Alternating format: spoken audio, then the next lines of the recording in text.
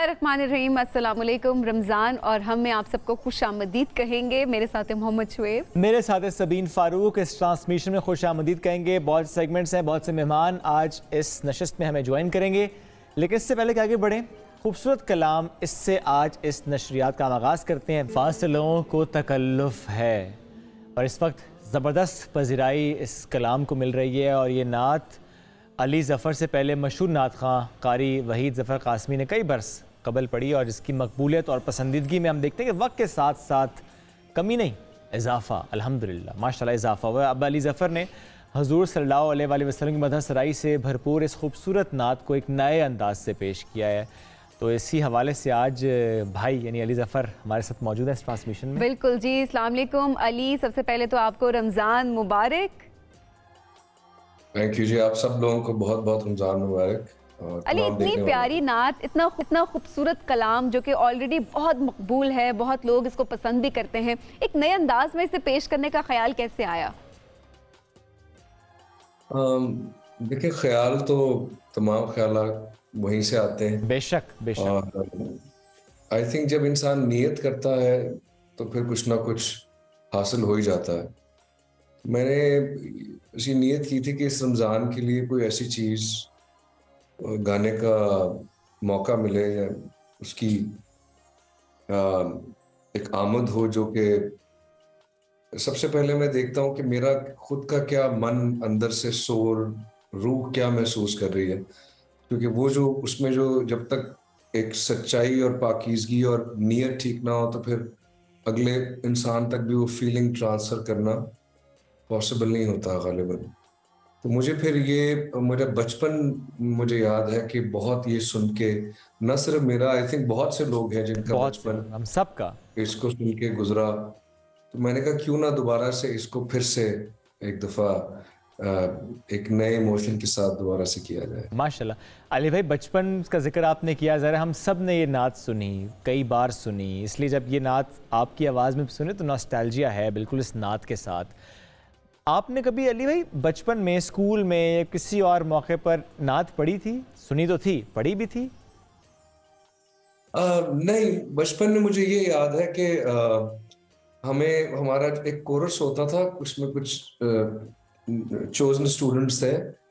तो उस वक्त मुझे गाने का इतना ज्यादा इदराक तो नहीं था या अच्छा। कुछ पढ़ने का, लेकिन उसमें एक चीज उस वक्त होती थी, हम ताबा अबर सैयद तगय्युर के वली, उसमें मैं था कोरस में। तो वो भी मैंने फिर जब रिसेंटली वो भी गाई थी और वो भी आप लोगों ने सुनी बिल्कुल। तो। लेकिन ये मैंने बचपन में इसको कभी, ये पहली दफा था कि जब मैंने इसको पढ़ा। और इसमें जो थोड़ी मजे की बात वो ये है कि मैं चूंकि ट्रैवल कर रहा था तो मेरे पास एक ही दिन था जिसके अंदर मैं इसको दोबारा सुन के इसको याद करके फिर इसकी वीडियो भी रिकॉर्ड कर सकता था। तो मैंने अपने जो स्टूडियो के लोग हैं उनको कहा कि आप लोग आ जाएं, कैमरा लगा लें। और मुझे लगा कि इसको एक फ्लो में ही गाना चाहिए, क्योंकि आजकल जो रिकॉर्डिंग्स होती हैं स्टूडियो में वो बाज़ औक़ात हिस्सों में तोड़ तोड़ के कई दफ़ा होती हैं। लेकिन मैं वो ये नहीं करना चाहता था। मैं चाहता था कि बस एक ही फीलिंग से पूरी वो एक टेक में वो गाई जाए। तो बस वो 10 मिनट एक ट्रांस में जाके, तो जो मैंने उस वक्त महसूस किया। अली, क्या महसूस किया, क्या फीलिंग्स थी उस टाइम की? यकीनन शायद आप बता ना सकें उस तरीके से, लेकिन फिर भी अगर थोड़े से एहसास हमें बता सकें, उस टाइम पर क्या कैफियत तारी हुई थी? देखिए, मुबालगा आ रहा है कि उस पर मैं नहीं जाऊंगा, लेकिन उसके बगैर भी जो मेरी एक बहुत ट्रू फीलिंग मुझे एक दफ़ा फील हुई ज़िंदगी में, वो मुझे बड़ी शिद्दत से अभी तक बड़ी क्लियरली याद है।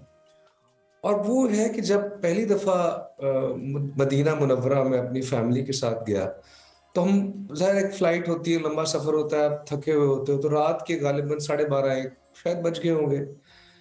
तो हमने कहा कि सुबह ज़ियारत के लिए जाएंगे वहाँ, लेकिन रात को सोने का मन नहीं कर रहा था, दिल बेचैन था कि किसी तरह फ़ौरन वहाँ चले जाए। तो फिर हम रात को ही निकल गए, होटल चेक इन करते साथ ही। तो वहां जब गए, और मैं बड़ा एक ओपन माइंड के साथ गया था। ये मैं इसलिए बताना चाहता हूँ कि मैं जो हमारे आप समझ लें एक तरह से कि वो भाई बहन जो है, जो मुसलमान नहीं भी हैं, वो भी इस चीज को शायद समझ सकेंगे और समझेंगे कि इस तरह की जो ये जो होली लैंड्स होती हैं उनमें कैसी एनर्जी होती है।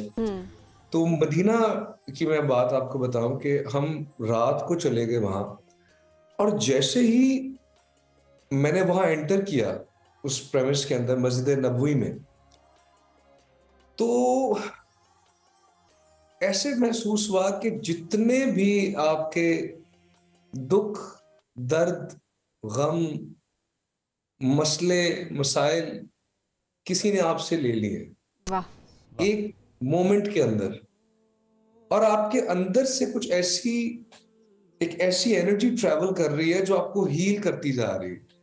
आपकी बॉडी का एक एक सेल जो है उसको वो हील कर रही है। तो मैंने कहा ये क्या है इस फिजा में, ये क्या बात है ऐसी यहाँ पे। फिर मैं जब मजीद उसमें जो थोड़ा आगे गया, तो आपको एक और बड़ी मजे की बात बताऊं कि हर इंसान के साथ आई थिंक जो भी वहां जाता है कोई ना कोई मौजा होता है, कोई वाकया हो जाता है, कोई वाकया होता है। तो ऐसे कुछ वाकयात हुए मदीना में जो थोड़े पर्सनल हैं, लेकिन वो किसी मौजे से शायद कम ना हो। कोई ऐसा वाकया उम्र भी लग सकती जी। अच्छा, कोई ऐसा वाकया शेयर करना चाहेंगे? आई एम श्योर आपने कहा तो है कि पर्सनल, बट अगर आप करना कुछ चाहें जो आपने एक्सपीरियंस किया हो। एक तो ये कि जब मैं वहाँ वन ऑफ द फ्यू कि जब मैं वहाँ पे रोजा रसूल की जियारत के लिए जाना चाह रहे थे, लेकिन लाइन बहुत लंबी थी। बिल्कुल लंबी लाइन होती है। लेकिन फिर भी हमने कहा यार ये तो 3-4 घंटे इस लाइन में लगेंगे, तो हमने नियत की, हमने कहा चलो यार खड़े हो जाते हैं, जाना जरूर है। जैसे ही मैं खड़ा हुआ लाइन में, तो एक कोई हाथ आता है यहाँ से और मेरा बाजू पकड़ के ले जाता है और मुझे बिल्कुल सबसे आगे के सामने आके खड़ा कर देता। माशाअल्लाह। और मैं हैरान परेशान, और वहां पे बस जो फीलिंग थी क्या इंसान बताए। बेशक ये अनएक्सप्लेनेबल है भाई। मतलब रहम, जो वर्ड है ना, मर्सी, रहम, जैसे एक माँ अपने बच्चे को जिस तरह से एक रहम से, शफकत से हील कर, उसका कई गुना ज्यादा समझ ले कि वो एक कैफियत, फीलिंग आती है। यकीनन आप बहुत खुशकिस्मत हैं जी। फिर कुछ चीजें भी सुनाई दी जो कि खैर वो बहुत ज्यादा पर्सनल, लेकिन बहरहाल उसके बाद फिर मेरा ऐसा था कि जो गारे हिरा है जहां पे पहली वही नाजिल हुई थी हुजूर सल्लल्लाहु अलैहि वसल्लम, मैं बहुत सोचता था कि वो मोमेंट वो क्या होगा कि जब आका उस गार में अकेले वहां बैठे हैं एक पहाड़ की चोटी पे। यानी कि जब मैं उनकी लाइफ स्टडी करता था तो मैं देखता था कि नबूवत से पहले की जो जिंदगी है वो भी बहुत इंपॉर्टेंट है पढ़नी और स्टडी करनी उनको समझने के लिए।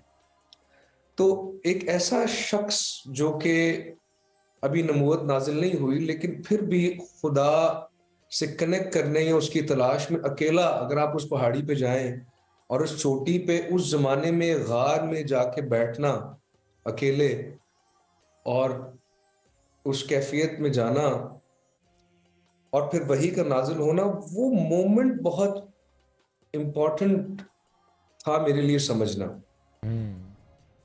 तो फिर मैंने किसी से कहा, कोई वो वहां होते हैं मदीना में, दोस्त से आके हम आपको घुमाते हैं, थोड़ा दिखाते हैं। तो जब मैंने कहा मुझे गारे हिरा जरूर दिखा दीजिए, तो उन्होंने कहा, वो लेके गए सड़क पर, उन्होंने दूर से दिखाया कि वो सामने ऊपर गारे हिरा है।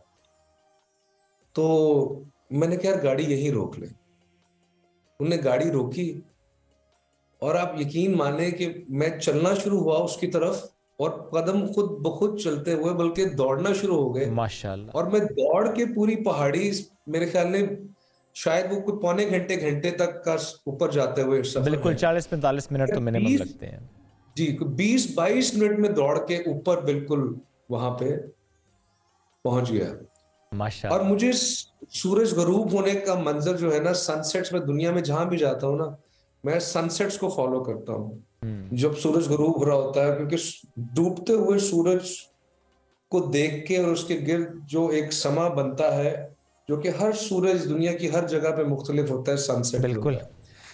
मैं ऐसे पॉइंट पे वहां पहुंचा जब बिल्कुल सूरज गुरूब हो रहा था और आसमान पूरी अपनी उसमें एक जो मंजर था ना वहां पे, और उसके बाद गारे हिरा को देखना, उसके अंदर जाना और उस जगह पे जाना जहां पे आपको पता है कि ये वो जगह है, मकाम है, जहां जहां पे पहली वही आने के बाद और मैसेज आने के बाद पूरी इंसान, बनी नौ इंसान की जो तकदीर है, जो फ्यूचर है, वो बदल जाएगा। उसका एक उसका एक ऑरा, यस। उसको बाद में उस सब चीज को एब्जॉर्ब करना, प्रोसेस करना, समेटना, जो भी इंसान जिस किस्म के इमोशनल स्पिरिचुअल प्रोसेस से गुजरता है वो हर किसी का पर्सनल होता है। बिल्कुल। लेकिन मैं ये जरूर समझता हूं कि चाहे आपका कोई भी फेथ है या बिलीफ, हर किसी का अपना होता है, उसका एहतराम करना चाहिए, लेकिन हर किसी को एक दफा वहां जरूर जाना चाहिए और बेशक, इस चीज को बेशक। सिर्फ वो एक्सपीरियंस करने के लिए। अली, वी आर ऑनर्ड कि आपने अपना इतने पर्सनल एक्सपीरियंसेस हमसे शेयर किए। यकीनन ऐसा लगा कि शायद हम उस मंजर में चले गए हैं, उस जगह पे बिल्कुल खो गए, इतनी खूबसूरती से आपने उसको बताया। अब हम चाहेंगे कि इतनी खूबसूरती से आपने जो नात पढ़ी वो आप हमें अभी लाइव पढ़कर सुनाएं। जी, इसको पढ़ने से पहले मैं एक चीज, इसका एतराफ़ यहाँ करना चाहूंगा, क्योंकि मैं खुद थोड़ा बहुत लिखता हूँ, शायरी का भी शौक है। तो जो शुरा होते हैं, जो लिखने वाले होते हैं, उनका एक एक लफ्ज जो उन्होंने लिखा होता है उसके बड़े मानी होते हैं और उनकी अपनी वो एक एक एक तख्लीक होती है। yes. तो इसकी जो राइटर थे इकबाल अजीम साहब, प्रोफेसर साहब, उन्होंने असल में ये जो चीज लिखी थी, शायद बहुत कम लोगों को पता हो, वो थी काफिलों को तकल्लुफ है हमसे अगर। अच्छा, तो फासलों नहीं था। काफ है, हाँ जी, फासलों नहीं था, वो अच्छा। काफ था, दो नुक्ते वाला।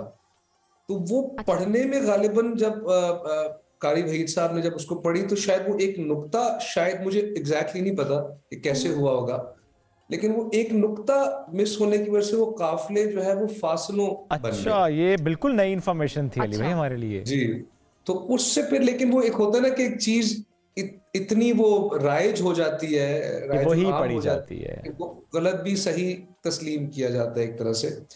लेकिन मुझे फिर किसी ने ये बताया कि जो वो शायर थे इकबाल अजीम साहब, वो इस चीज से थोड़े से अफेक्टेड थे कि यार मेरी जो असल थी वो नहीं पढ़ी गई। अच्छा, इसलिए मैं इस मौके को लेके मैं आपको वो असल जो है, क्योंकि उसके पीछे जो मैंने सुना है वो ये था कि उस जमाने में काफिले जाते थे मदीना शरीफ। बिल्कुल बिल्कुल, तो काफिले दर काफिले हाँ जाते जी, थे। तो वो किसी काफिले ने शायद उनको जगह नहीं दी बीच में या शामिल नहीं किया, तो उस तकलीफ से और दर्द से फिर उन्होंने ये लिखा था कि काफिलों को तकल्लुफ है हमसे अगर, हम भी बेबस नहीं, बेसहारा नहीं। वाह, ये उनकी ओरिजिनल थॉट थी। तो आज ओरिजिनल तो थॉट ही आपकी आवाज में। जी, जी, तो वो कुछ इस तरह से होगा कि काफिलों को तकल्लुफ है हम से अगर, हम भी बेबस नहीं, बेसहारा नहीं। काफिलों को तकल्लुफ है हम से अगर, हम भी बेबस नहीं, बेसहारा नहीं। तो ये था जो उसकी पहली दो लाइन है, बाकी आप लोग जाके उसको सुन सकते हैं मेरे चैनल पे, यूट्यूब पे।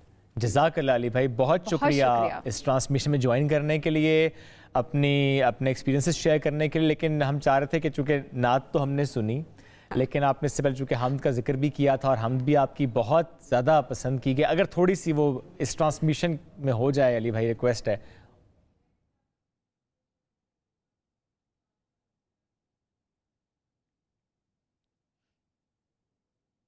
हम तो नात जो मैंने लिखी थी वो थी, उसको थोड़ा याद करना पड़ेगा। तू रहीम है, तू करीम है, तो करीब है। तेरी जात सबसे अजीम है। बिल्कुल तो बिल्कुल। करम भी कर मेरे हाल पे, है जो मुश्किलें वो सब टाल दे। तेरे दर पे हूं मैं यूं खड़ा। तो था, तू रहीम है, तू करीम है, तेरी जात सबसे अजीम है। तू रहीम है, तू करीम है, तेरी जात सबसे अजीम है। तो करम भी कर मेरे हाल पे, है जो मुश्किलें सब टाल दे। तेरे दर पे हूं अब मैं खड़ा, तो सुन ले तू मेरी सदा। अल्लाहुम्मा सल्ले अला मुहम्मदिन वालही। अल्लाहुम्मा सल्ले अला मुहम्मदिन वालही। जज़ाकल्लाह अली भाई, बहुत शुक्रिया, बहुत शुक्रिया। फिर मैं कहूँगा कि इस ट्रांसमिशन के लिए भी, अपने एक्सपीरियंसेस शेयर करने से मुताल्लिक भी, और हमद और नात के लिए बहुत शुक्रिया अली भाई। Stay blessed. इसी तरह से हमेशा आप, मैं कहूँगा कि जिस तरह से पहले हमद और अभी नात की सिलेक्शन करना और एक नए अंदाज से उसको पेश करना, ये तो अल्लाह ताला ही करवाता है, चुनता है बंदे कि किस बंदे से ये करवाना है। बहुत शुक्रिया अली भाई। इस ट्रांसमिशन में रमज़ान और हम में एक ब्रेक की तरफ हम बढ़ेंगे ना, ब्रेक से वापस आएंगे तो अभी सेगमेंट्स बाकी हैं, बहुत कुछ है। Stay with us. Welcome back Geo. Ramzan और हम में खुश आमदीद। बहुत सारी गपशप चल रही है, बहुत सारी बातें हो रही हैं। अली ज़फ़र से भी आपकी मुलाकात करवा दी हम। अच्छा, हम ये देख रहे थे सेलिब्रिटीज़ की किस तरह से उनका रमज़ान किस तरह से गुजर रहा होता है। हम कहते हैं एक्टर्स का ऐसे गुजरता है, हमारा ऐसे गुजरता है, अवाम का ऐसे गुजर रहा है, साथ में जैसे सियासतदानों का रमज़ान कैसे गुजरता होगा। प्रेस कॉन्फ्रेंस में गुजर रहा है, जलसों में गुजर रहा है, स्पेशली इन हालात में। इन हालात में तो कुछ ऐसा ही गुजर रहा है। ऐसे में एक पॉलिटिकल पर्सनैलिटी जिसको आज हमने इन्वाइट किया है, याद है वो रूलिंग, सब उसकी मिसाल देते हैं। समझ गए आप। साबिक डिप्टी स्पीकर कौमी असम्बली कासिम सूरी साहब की बात करो, आज प्रोग्राम में ज्वाइन किया है। अस्सलाम वालेकुम जी, कैसे हैं आप? वालेकुम सलाम, शुक्र। रमज़ान कैसा गुजर रहा है? रमज़ान सही गुजर रहा है, जैसा हमने बताया वैसा ही गुजर रहा है। बिल्कुल जद्दोजहद में गुजर रहा है। और जलसा था, आपने देखा लाहौर में हमारा, उसमें गुजरा। उससे पहले जो है वो ज़मान पार्क में गुजरा, तो भी आज आया हूँ यहाँ पे। ओके। और अभी हालात किस तरफ को नज़र आ रहे हैं?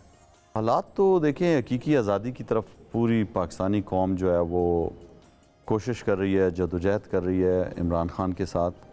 और जिस तरह इस इम्पोर्टेड हुकूमत ने ये जो हरबे इस्तेमाल कर रही है अवाम को दबाने के लिए, सोशल एक्टिविस्ट को दबाने के लिए, हम सब सियासतदानों पे केसेस झूठे बना रही है। इमरान खान साहब पे 140 से ज़्यादा केसेस हो गए हैं।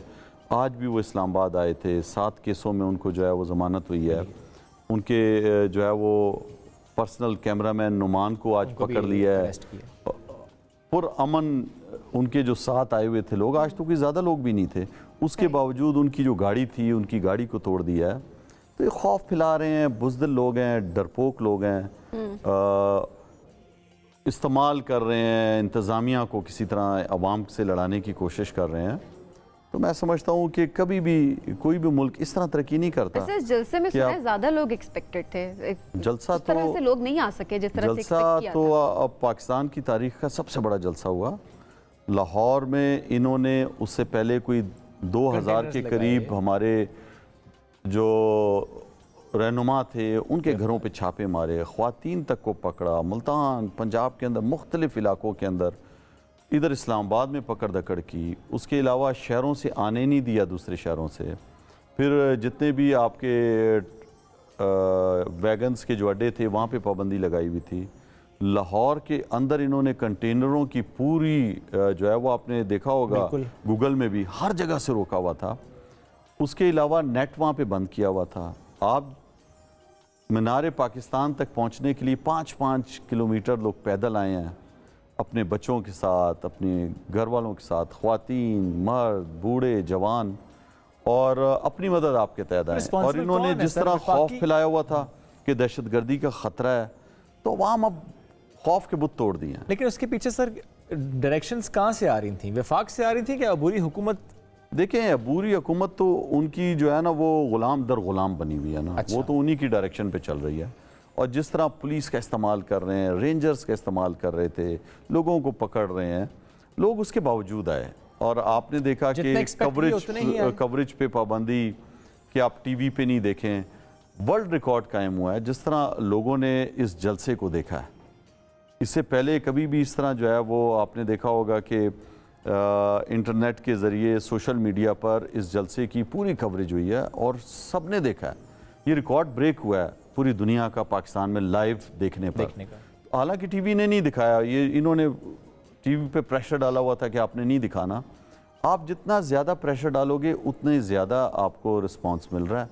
अवाम तंग है, महंगाई इतनी ज़्यादा हो चुकी है। आप देखें रमज़ान में इस महीने में डबल हो गया फ्रूट की कीमत, खाने पीने की चीज़ें। आप पकोड़े जो एक गरीब की खुराक समझी जाती थी कि वो गरीब पकोड़े खा लेगा रोटी के साथ, आज जो है वो बेसन भी जो है वो 280 रुपए किलो सिर्फ बेसन हो गया। तो आप मुझे बताएं, घी महंगा है, यहाँ पे इंपोर्ट इस मुल्क में बंद है, लोगों का कारोबार तबाह हो चुका है, बेरोजगारी फैल रही है। पेट्रोल आप देख लो, आप 272 रुपए का हमारे दौर में 150 रुपए का था, जबकि आलमी मंडी में जो है वो $112 फी बैरल था। अब जो है वो $68 फी बैरल है और आप 272 में दे रहे हो, पेट्रोल दे रहे हो।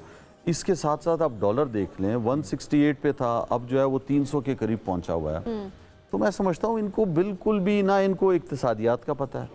मुफ्ता इस्माइल जो इनके पहले वज़ीर ख़जाना थे, वो ख़ुद कह रहे हैं कि जिस तरह ये इन्होंने एक हवा बनाया कि सागदार सा बार है। देखें, वो एक मुंशी है, मुंशी था और उसने लिख कर दिया हुआ स्टाम्प पेपर पे कि मैंने मनी लॉन्ड्रिंग की हुई है नवाज शरीफ के लिए।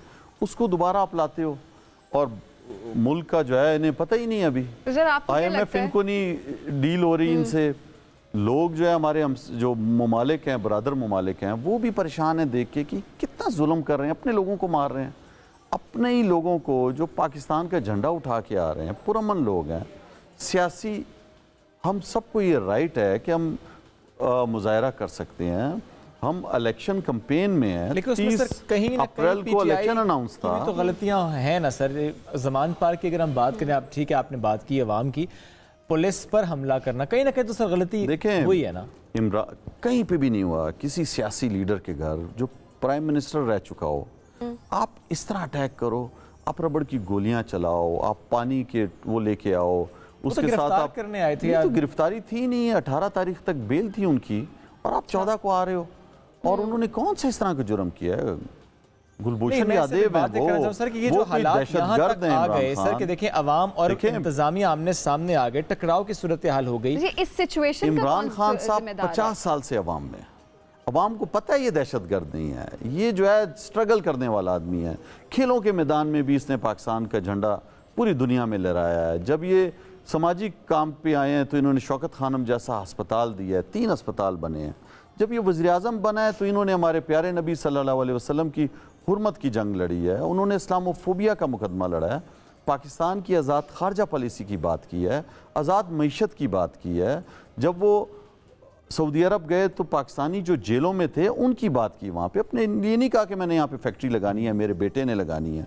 वो वहाँ पे गए कि जो पाकिस्तानी जो कैदी हैं, जो गरीब लोग हैं, उनको आप रहा करो। तो हर सतह पर पाकिस्तान का और मुसलमान उम्मा का उन्होंने मुकदमा लड़ा। आप ऐसे लीडर को 15 तारीख को जो है पूरी दुनिया इस्लामोफोबिया का दिन मना रही है, आप जो है वो इमरान खान के घर पे जिसने ये पूरी दुनिया में केस लड़ा, उसके घर पे आप अटैक कर रहे हो। और वो लोग जो इज़हार यकजहती करने आए हुए हैं मुख्तलिफ पाकिस्तान के इलाकों से, अपने लीडर के प्यार में, उसके इज़हार यकजहती में, आप उनको गैर मुसल्लह लोगों को मार रहे हो और क्या दिखा रहे हो आप? कासिम साहब, आज भी जिस तरह से 7 केसेस में बेल हुई है, लेकिन उसके साथ साथ भी अगर देखें तो 100 से ज़ायद केसेस हैं अब मेरे ख्याल में खान साहब पे, 140 से ऊपर हो गए हैं। तो अब आप केसेस के अंदर ही उलझे हुए हैं। इलेक्शंस की तैयारी कैसे हो रही है इस सारे हालात अभी में? लाहौर का जलसा किया इंतज़ामिया, ये जो इम्पोर्टेड सरकार है, इसने जो वहाँ पे निगरान हुकूमत है, पूरी कोशिश की किसी तरह जलसा ना हो, खौफ भी लोग ना आए। देखिए, इंसानों के दिलों में अल्लाह ताला डालता है, अल्लाह ने खौफ तोड़ दिया पाकिस्तानियों का और पाकिस्तानी निकले और पाकिस्तान की तारीख का सबसे बड़ा जलसा हुआ। जलसा किया हमने, कैंपेन कर रहे हैं हम। आप देखते हैं कि खान साहब जब अदालत आते हैं भी तो हज़ारों की तादाद में लोग साथ आते हैं, वो भी हमारी एक रैली हो जाती है, कैंपेन हो जाती है पूरी। तो ये तो निकलते नहीं है, ये तो इलेक्शन करना नहीं चाह रहे हैं। इस वक्त जो मौजूदा हालात हैं, जिस तरह से मुश्किलात खान साहब के ऊपर भी जा रही हैं, जितनी मुश्किल में, तो ये पीटीआई को स्ट्रॉन्ग कर रही है, पीटीआई की पोजीशन ये हालात, या वीक कर रही है? देखें, पीटीआई एक तरफ रखना चाहिए, एक सियासी हमारी जमात है, लेकिन मुल्क को देखना चाहिए। मुल्क को देखना, मुल्क किधर जा रहा है? मुल्क में बेरोजगारी फैल रही है, अफरा तफरी आप क्यों फैला रहे हो? आप ये जो भी बनाया हुआ है आपने वजीरे दाखिला, जो खुद 22 लोगों का कातिल है, उसकी अपनी जमात ने कहा हुआ है, बढ़ के मार रहा है। भैया आप अपनी हैसियत में रहो, आपकी क्या हैसियत है? आप इमरान खान को जी ख़त्म कर देंगे? आप कौन होते हो? आप नाउज़ुबिल्लाह खुदा हो? इज्जत जिल्लत जिंदगी मौत तो अल्लाह के हाथ में है। उनके बयान थ्रेट देते हो, तुम कौन होते हो थ्रेट देने वाले? तुम्हारी हैसियत क्या है? उनके बयान तुम इमरान खान पे, उस शख्स पे तुम बात कर रहे हो, तुम अपना गिरबान देखो, तुम खुद कातिल आदमी, तुम जो है वो किसी और की ईमा पर जो है आए हुए आदमी हो और इधर बढ़ के मार देते हो, टीवी पे इंतशार फैला रहे हो। लेकिन उस तरह की बयान पर नहीं सर, बातें आप करनी लोग क्या चाहिए। करेंगे? एक रद्द-ए-अमल आना अपनी जगह। ये मैं आपको बता रहा हूँ, उसकी हैसियत ही नहीं है जो उसने बयान दिया। अच्छा, और उसको जो है वो, ये कौन होता है? ये तो खुद इसकी जमात में कहा हुआ है कातिल है 22 लोगों का। बढ़ के मारना, बड़ी बड़ी बातें करना, अमल करके दिखाओ इस मुल्क में, तो मईशत सही करके दिखाओ, लोगों को लाओ। सर इलेक्शन होते नजर आ रहे हैं आपको? इलेक्शन होंगे जी, सुप्रीम कोर्ट में आज हम गए हैं, आज पेशी हुई है बाकायदा, और सुप्रीम कोर्ट का पहले भी हुक्म था कि आपने 30 अप्रैल को कराना है, सदर ने डेट दी थी। बिल्कुल ठीक। तो आइन में कोई गुंजाइश नहीं है, आपने 90 दिन की का जो आपका निगरान सेटअप आता है उसमें उसने इलेक्शन कराने होते हैं। तो ये हर दौर में हुआ है। इस दौर में आपकी ये जो हमारी हुकूमत है, इम्पोर्टेड सरकार भाग रही है, डर रही है, उसको साफ पता है हमने डिलीवर नहीं किया। आप मुझे बताएं कि 6 लोग जान से हाथ धो बैठे हैं पाकिस्तान में, 10 किलो आटा, हमने 10 लाख रुपए का आपको हेल्थ कार्ड दिया हुआ था, वो आपने ख़त्म कर दिया लोगों का। तो आप क्या कर रहे हैं लोगों के साथ? लेकिन लोग अब बाशऊर हो चुके हैं। 22 करोड़ अगर हमारी आबादी है तो 14 करोड़ से ज़्यादा के पास स्मार्ट मोबाइल फ़ोन है, वो जो है सोशल मीडिया इस्तेमाल करते हैं, अपनी आवाज़ उठाते हैं, इज़हार राय करते हैं। आप किस किस को पकड़ोगे? अभी आप जेलों में डाल रहे हो लोगों को, कितनों को डालोगे आप? लोगों के घरों में जा रहे हैं। हमारी मुल्तान में लेडी डॉक्टर पीटीआई की हमारी कारकुन, उनको क्लिनिक से उठा के ले गए आप। तो इस तरह के दरवाजे तोड़ रहे हो आप, क्या इंप्रेशन दे रहे हो? मैं समझता हूँ कि ये हालात जान के पैदा कर रहे हैं, ये अफरा तफरी लाना चाहते हैं, इसलिए कि कोई बहाना मिल जाए इलेक्शन से भागने का कि जी मुल्क में हालात सही नहीं है, हम इलेक्शन नहीं। इलेक्शन तो आपने कराने होंगे, अवाम के पास तो जाना होगा आपको, और अवाम अपनी राय देगी इंशाल्लाह, और अपनी मर्जी की हुकूमत लाएगी। ये इम्पोर्टेड सरकार जाएगी इंशाल्लाह। एक बहुत इंपॉर्टेंट क्वेश्चन, रूलिंग वाला दिन जो सर था, वो किसका मशवरा था रूलिंग पे? देखें, पहला रमज़ान था, रोज़े में था बिल्कुल, और पाकिस्तान में जिस तरह गैर मुल्की ईमा पर वो साइफ़र, आप सबको पता है कि जो इमरान खान साहब ने जलसे में भी दिखाया था, बताया था, और उसको जो है वो पाकिस्तान की सलामती कौंसल का जो इजलास हुआ था उसमें भी बाकायदा वो पेश हुआ और डिमार्श किया उस मुल्क को, जिस मुल्क का जो है वो डिप्टी सेक्रेटरी जो था, जो धमका रहा था हमारे सफ़ीर को। उसके बाद जो कौमी असम्बली के अंदर जो सलामती कमेटी होती है, उसके अंदर भी बाकायदा उस पर बहस हुई, जो हमारी कौमी असम्बली की थी, और खान साहब वज़ीर आज़म थे, उन्होंने अपनी जो है वफाकी काबीना में भी वो पेश किया उसको। उसके बाद उसको जो है वो आपने देखा कि उन्होंने इजाज़त दी कि ये साइफ़र जो है वो आप चीफ जस्टिस को भी दे सकते हो, कौमी असम्बली के स्पीकर को भी दे सकते हो। तो उसके अंदर तो साफ़ लिखा था, मैंने ख़ुद वो पढ़ा, 3 सफ़ों पे मुश्तमिल था, उसमें साफ़ लिखा था कई दफ़ा कि इमरान खान को वज़ीर आज़म की कुर्सी से हटाया जाए, वरना जो है हम संगीन नताइज से गुज़रना पड़ेगा पाकिस्तान को, और आज़म एतमाद की तहरीक के ज़रिए हटाया जाए।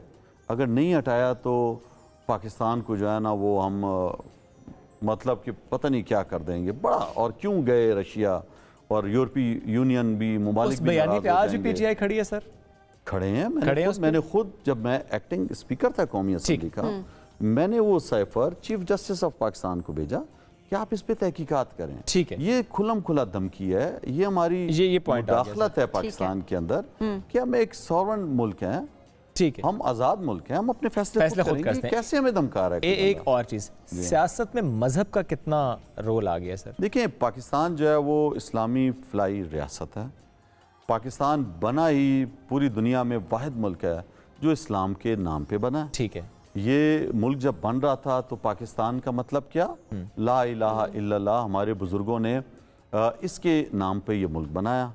कायदे आज़म की आप स्पीचेस देख लें, उन्होंने कहा कि पाकिस्तान का तो आइन और कानून कुरान और सुन्नत है, उसी पे ये बनेगा। तो पाकिस्तान जो है वो वाहिद मुल्क है जो इस्लाम के नाम पे बना है। तो इसलिए 58 ममालिक हैं पाकिस्तान में, ठीक है, दुनिया में, सॉरी, उसमें पाकिस्तान एक इनफरादियत रखता है, ठीक है, कि इस्लाम के नाम पे बना है। तो इसलिए पाकिस्तान में सियासत में इस्लामी टच हो सकता है। देखिए, वो गलत पैराए में जुमला मेरा लिया गया।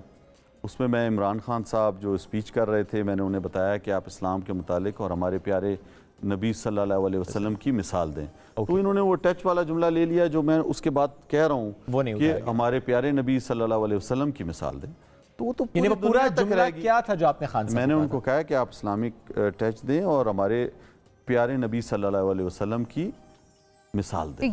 ये पूरा जुमला आपका ये दिया गया। बिल्कुल, अच्छा, आज क्लियर हो जाए पूरा जुमला कि हमारे प्यारे नबी सल्लल्लाहु अलैहि वसल्लम जो रहमतुल आलमीन है तमाम जहानों के, तो क्या उनकी मिसाल नहीं दें तो किसकी दें जी? नौजवानों को, बेहतरीन मिसाल लोगों को देनी चाहिए। मेरे ख्याल में उसके बाद काफी क्रिटिसाइज भी किया गया और असल में देखें, ये पकड़ते हैं चीज़ों को, छोटी छोटी चीज़ों को, वो बड़े चीज को नहीं देखते। लेकिन आप जब क्लियर किया के लिए बना है, मैं आपको बता रहा हूँ, हमारा मुल्क बना ही इसीलिए। चलें, आज ये आपने जो पूरा सेंटेंस कहा वो आज अवाम ने सुन लिया। बहुत शुक्रिया सर, साथ मौजूद थे रमजान और हम इसकी खुसूसी ट्रांसमिशन में। Thank you very much. एक ब्रेक की तरफ पढ़ेंगे, वापस आएंगे, स्टे विद अस।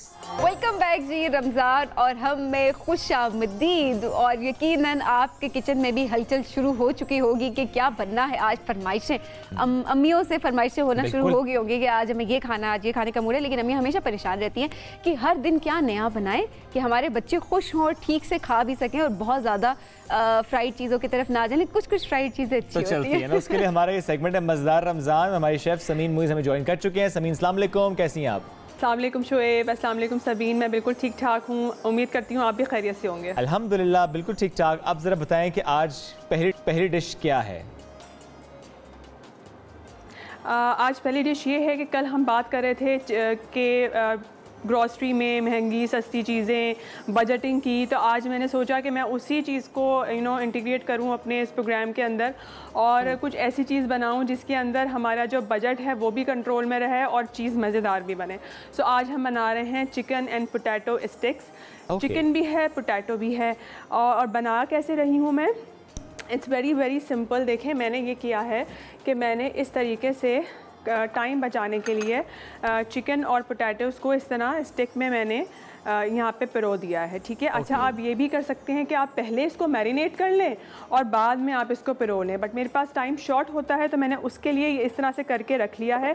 अब ये बजटिंग के हवाले से कैसे अच्छा है ये मैं आपको एक्सप्लेन करूँगी। पहले मैं इसकी मैरिनेशन करनी स्टार्ट करती हूँ। सबसे पहले मैं डालूँगी लहसुन और अदरक, तकरीबन हाफ टेबल स्पून जाएगा। ये मैंने चिकन ली है 250 ग्राम और ये आलू तकरीबन 3 से 4 लिए हैं, ठीक है, जो कि मैंने थोड़े से यहाँ बना के रखे हैं, बाकी मेरे फ्रिज में रखी हुई है। अच्छा, इसमें मैं डालूंगी लाल मिर्च का पाउडर, लेमन जूस तकरीबन 1 टेबलस्पून तक, और ये है हमारे पास कुटी हुई हरी मिर्चें, ये डालूंगी। खूब चटपटा मज़ेदार सा ये हमारी जो है ना मैरिनेशन रेडी होगी। थोड़ी सी हल्दी, वो आप ना भी कहें तो हमें पता है कि आपकी जो भी डिश है वो चटपटी तो ज़रूर हो। इंग्रेडिएंट्स से हमें पता चल जाता है फ़ौरन, ठीक है। अच्छा, सोया सॉस डालेंगे हम। सोया सॉस जो है वो मैरिनेशन में गलाने के बहुत काम आता है, इसलिए तकरीबन 1 टेबलस्पून में डालूंगी सोया सॉस। फिर हमारे पास आ गया भुना कुटा हुआ ज़ीरा। हर किसी की अपनी अपनी जो है वो एक सीक्रेट इंग्रेडिएंट होता है, तो जो मेरी रेसिपीज़ हैं उसमें भुना कुटा हुआ ज़ीरा मेरा बहुत फेवरेट है। थोड़ा सा गरम मसाला डालेंगे इसके अंदर, तकरीबन हाफ़ टी स्पून के करीब जो है वो रेड चिली क्रश्ड है, यानी कि कुटी हुई लाल मिर्च, और ये आ गया हमारे पास कुटी हुई काली मिर्च। तो ये एक बहुत स्पाइसी किस्म का जो है मैरिनेशन जो है हमारे पास वो रेडी हो गई है। कुछ इस किस्म की मैरिनेशन आपको दिख रही होगी। ठीक है, अब मैं ये करूँगी कि ये मैरिनेशन में जो हमारे पास ये जो हमारी स्टिक्स हैं इसके ऊपर मैं ब्रशिंग करके लगा दूंगी ताकि हमारी सारी जो स्टिक्स हैं वो अच्छे से मैरिनेट हो जाएं। हमेशा याद रखिए कि चिकन आप जब मैरिनेट कर रहे हो कम अज़ कम आधे घंटे का टाइम मैरिनेशन के लिए बहुत इंपॉर्टेंट है, ताकि जो भी इसके फ्लेवर्स हैं मसालों के वो चिकन के अंदर अच्छे से रच बस जाएं। लेकिन ज़्यादा अच्छा मैरिनेट जब भी होगा जब ज़्यादा टाइम आप इसको देंगे। मेरे पास तो बिल्कुल भी टाइम यहाँ पर नहीं होता है। लेकिन नॉर्मली कितना टाइम देना चाहिए मैरिनेशन को? चिकन को मैरिनेट करने के लिए कितना टाइम देना चाहिए? आधा घंटा, कम से कम आधा घंटा होना चाहिए, नहीं तो आप 2 to 3 आवर्स भी इसको रख सकते हैं। अच्छा, ये जब मैं मैरिनेशन इसकी इस पे लगा दूंगी उसके बाद का प्रोसेस क्या है, ये आपको दिख रहा होगा कुछ फ्लफी सा जो है हमारे पास एक बैटर है। ये कुछ भी नहीं है, सिर्फ अंडे हैं, अंडों में हल्का सा नमक डाला हुआ है और उसको इतना बीट कर दिया है कि ये बिल्कुल एक फ्लफी सा आपको लग रहा होगा जैसे कोई मैदे का बैटर है, पर ये कुछ भी नहीं है, सिर्फ अंडे हैं। तो मैं आपको इसी हवाले से आज ये बात कर रही थी कि ये बहुत ही एक बजटिंग वाली हमारी रेसिपी है कि एक बंदा भी जो है घर में अगर ये 2 स्टिक्स भी खा लेगा तो उसको लगेगा हमने बहुत सारी चिकन खा ली, हालांकि उसने खाई सिर्फ 4 बोटियां हैं। तो इस हवाले से ये रेसिपी जो है वो बड़ी इंटरेस्टिंग और बड़े डाइट करने वालों को तो बहुत ही अच्छा लगेगा, दिल भी भर जाएगा। अच्छा, देखिए आपको जो चिकन है, चिकन की फॉर्म में आपको जो है वो प्रोटीन मिल रहा है, फुल ऑफ प्रोटीन होती है चिकन। और जो ये जो आलू हैं, आलू लोग समझते हैं कि ये वेजिटेबल में काउंट होता है, हालांकि जो आलू है उसको हम काउंट करते हैं कार्बोहाइड्रेट्स में। और जब आप रोज़े की हालत में हैं तो आपको पता है कि कार्बोहाइड्रेट्स भी जो है वो बहुत एक ज़रूरी किस्म का जो है वो एलिमेंट है हमारी डाइट में। और जो लोग डाइट फॉलो कर रहे होते हैं वो अपने लिहाज से जो है क्वांटिटी को खुद से ले रहे होते हैं। जी बिल्कुल, बस देखिए फ़र्क सिर्फ इतना है कि हम इसको फ्राई कर रहे हैं तो ऑब्वियसली जब आप फ्राई करते हैं तो वो जो डाइट का एक कॉन्सेप्ट होता है वो ज़रा थोड़ा सा जो है हमारा हिल जाता है। पर आप इसको सौते फ्राई भी कर सकते हैं, आप इसको हल्के से ऑयल के साथ, इसको जैसे अंडा है, अंडा पकने में तो कोई ऐसा मसला नहीं है, आलू जो है वो उबले हुए हैं ऑलरेडी और वो मैंने उनको उबाल के फिर उसमें मैंने जो है और एयर फ्रायर भी यूज़ कर सकते हैं चिकन को पकने में। बिल्कुल, एयर फ्रायर में भी आप इसको बना सकते हैं। आपको ये भी पता होना चाहिए कि चिकन जो है बोनलेस चिकन के साइज़ के ऊपर डिपेंड करता है कि जितना बड़ा और छोटा साइज़ होगा उसके हिसाब से वो टाइम लेती है गलने में। तो ये क्योंकि बहुत छोटे पीसेज हैं तो ये बहुत टाइम गलने में नहीं लेगा, इसलिए आप इसको आराम से कम ऑयल में भी जो है वो आराम से इसको आप बना सकते हैं। और फिर ज़रा सोया सॉस का इस्तेमाल भी किया आपने, मैरिनेट भी किया तो जल्दी गल जाएगा। क्या खूबसूरत कलर आया है। आज सबीन ने यही बनाना नहीं किया है। अच्छा, लेकिन आप क्या करें कि आप पहले इसको मैरिनेट कीजिए फिर इसको आप पिरोएं ताकि जो है ना मैरिनेशन अच्छी तरह से लग जाए। मेरे पास टाइम की कमी की वजह से मैंने इसको पहले से जो है वो मैंने इसको पिरो के रखा हुआ है। ठीक है जी। अच्छा, हमारा ये काम हो गया। मैं अपना फ्लेम जो है वो ऑन कर रही हूँ और ऑयल ऑलरेडी इसके अंदर मेरा डला हुआ है। अब मैं क्या करूँगी, जैसे ही हमारा ऑयल गर्म होगा फटाफट मैं इसमें डिप करूँगी और फटाफट मैं इसमें डाल के इसको फ्राई करूँगी जब तक कि ये गोल्डन ब्राउन कलर का हो जाए। चलें ठीक है, जब तक ये ऑयल फ्राई होता है। आपके पास भी तो है कुछ बताने को, ऐसा ही है? मेरे पास एक डिश रोज़ होती है, लेकिन आज एक छोटी सी बात हम और करना चाह रहे हैं। जब तक ये तेल गर्म होता है और उसमें फ्राई करती हैं, जब भी आप मार्केट जाएं और आपने लेना हो, अब क्योंकि ज़रा सीज़न आ चुका है, खरबूजे भी नज़र आ रहे हैं हमें और तरबूज भी नज़र आ रहे हैं, जिसमें जाके ना अक्सर लोग ये करते हैं वो ठक ठक करके चेक करते हैं कि तरबूज ठीक है नहीं। मैं अक्सर सोचता हूँ कि तरबूज जवाब देगा भाईजान मैं ठीक हूँ, तो उसमें कहते हैं कोई आवाज़ ऐसी आती है कि वाकई पता चल जाता है आपको कि तरबूज ठीक है। इसलिए जब आप तरबूज वाले के पास जाएं आप उसे कहें अरे अच्छा तरबूज दो मुझे, कि जान पहचान आपकी हो, तो वो जब ठक ठक करके चेक करते हैं उनको पता है कि तरबूज ठीक निकलेगा नहीं। क्योंकि ज़रा अक्सर हम डिमांड करते हैं कट लगा के तरबूज हमें वो लाल लाल तरबूज निकलेगा तो हम लेके जाएंगे।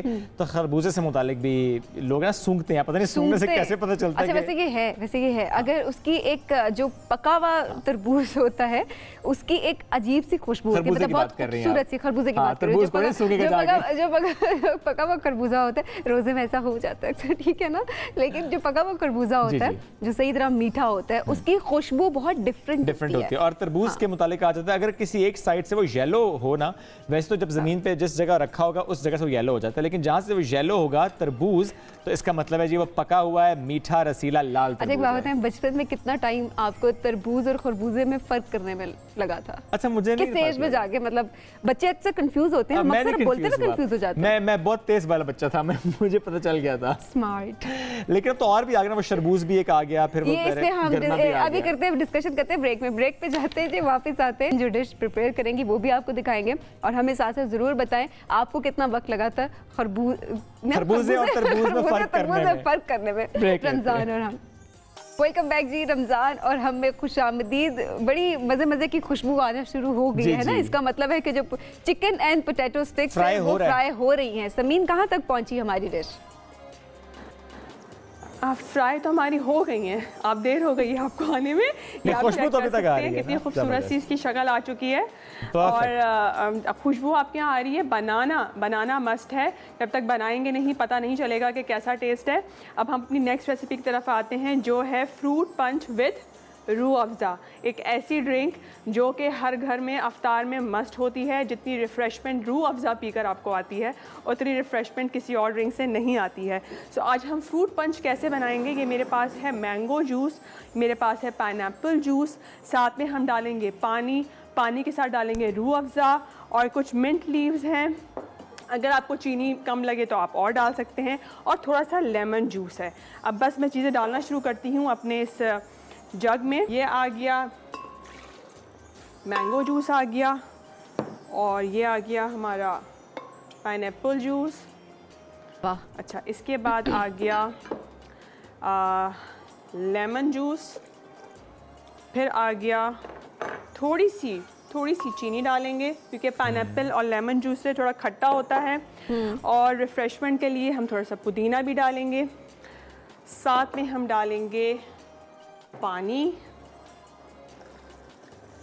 और ये है इसकी सारी कहानी। ठीक है जी, पानी डाल दिया, और अब हमारी जो असल इंग्रेडिएंट है वो है ये रूह अफ़ज़ा, जो कि हम ऐड करेंगे इसके अंदर। अराउंड तकरीबन 2 से 3 टेबलस्पून आप ये डालेंगे रूह अफ़ज़ा के।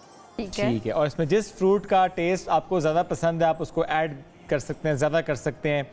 अगर आपको पाइनएप्पल ज़्यादा पसंद है, या मैंगो ज़्यादा पसंद है, या लेमन या मिंट, तो आप उसे ऐड कर दें जी। ठीक है जी। अच्छा, अब क्या करना है, अब मैंने करना है इसको, आप करना गुड़ और आज तो आपके ड्रेस से मैचिंग ड्रिंक बनाई है ना, ये बात है। वो थोड़ा सा डार्क है, ये थोड़ा सा मेरा भी डार्क है। चलें, अब मैं इसको भी यहाँ ले आती हूँ और इसको भी यहाँ ले आती हूँ। आज आपने वैसे आइस नहीं डाली समीन, रूह अफ़ज़ा के साथ। हाँ, आप मुझे हमेशा टोकते हैं, आइस क्यों डाल रही हैं, आइस क्यों डाल रही हैं। मैंने कहा आज आइस छोड़ देते हैं हम। बहुत अच्छा किया। आज वैसे गले खराब सबके हो रहे हैं, इनकी बातों को मत सीरियस लें समीन, आपकी डिश खराब हो जाएगी। घर में भी हो रहे हैं, मेरे घर में भी हो रहे हैं, सबके हो रहे हैं, इसलिए देखिए आइस लेस ड्रिंक्स बनाएं। आइस लेस ड्रिंक बिल्कुल भी नहीं है, आप इसके अंदर बिल्कुल आइस डाल सकते हैं।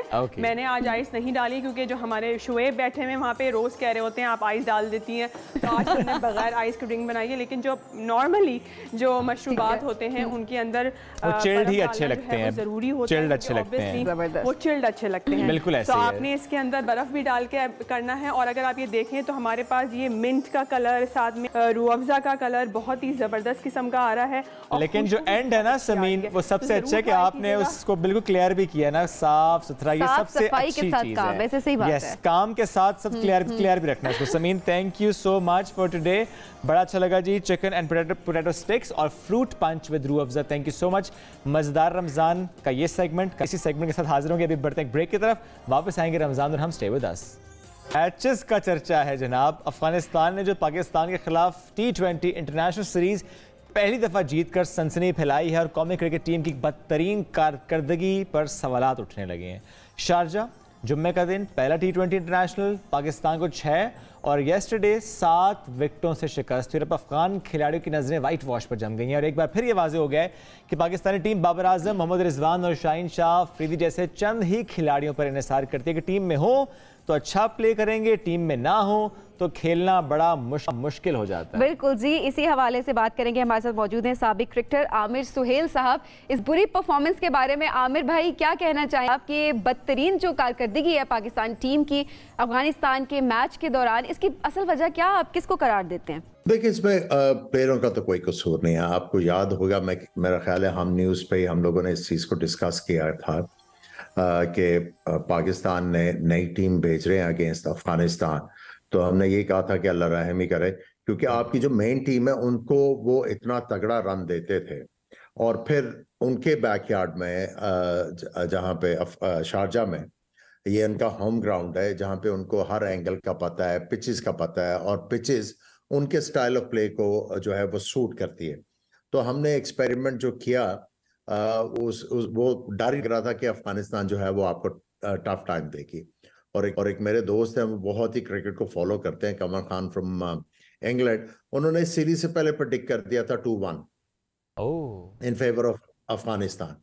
तो ये लोगों का एक्यूमेन है जी, वो जब टीमें देखते हैं, दोनों टीमों को कंपेयर करते हैं और साथ में ये देखते हैं कि किन कंडीशंस में ये टीमें compete करेंगी, तो लोगों को आइडिया हो जाता है कि रिजल्ट्स क्या, तो वो आपके सामने नहीं है।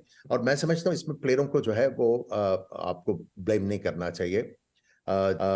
जिन्होंने ये सिलेक्शन की है और जो इस चीज के करता धरता है, आई थिंक उनको रीथिंक करना है और उन्होंने सेंसिबिलिटी लेके आनी है अपनी डिसीजन मेकिंग में। क्योंकि जब आप PSL को हर दफा ग्लोरीफाई करेंगे तो फिर आपको जो है वो रिजल्ट्स भी इसी तरह के मिलेंगे। बिल्कुल ठीक है आमिर भाई, यानी रिस्पॉन्सिबल हैं आपकी नज़र में। लेकिन अगर हम प्लेयर्स की बात करें, आपने कहा कि उनका इतना कसूर नहीं है, लेकिन अगर हम शादाब की बात करें एज अ कैप्टन, क्या वीकनेस नजर आई आपको उनकी? ठीक है उनके पास वो टीम नहीं थी, वो स्ट्रेंथ नहीं थी, बट एज अ कैप्टन कोई वीकनेस थी उनकी? देखिए, एक तो रन्स ऑन द बोर्ड नहीं थे। आप शादाब को आप जितना मर्जी क्रिटिसाइज कर लें, लेकिन वो जस्टिफाई नहीं होगा। हाँ, अगर हमने ये बात करनी है कि how can he improve as a captain, तो एट टाइम्स जब टफ सिचुएशंस होती हैं और छोटे टोटल आप डिफेंड करने जा रहे होते हैं, तो आपको विकेट हासिल करने हैं, आपने थोड़ा सा अटैक करना ऑपोजिशन के ऊपर, आपने ऑपोजिशन को बताना है कि we are coming for you. अगर आपके पास इतने फास्ट बॉलर हैं जो 150 के करीब बॉल वाले हैं, तो उसमें फिर अगर कप्तान डिफेंसिव होगा तो it's not a good signal to the opposition। मैं समझता हूँ एट टाइम्स शादाब ने थोड़ा सा जो है वो डिफेंसिवनेस दिखाई, जहां पे उनको थोड़ा सा ऑफेंसिव पे जाना चाहिए था।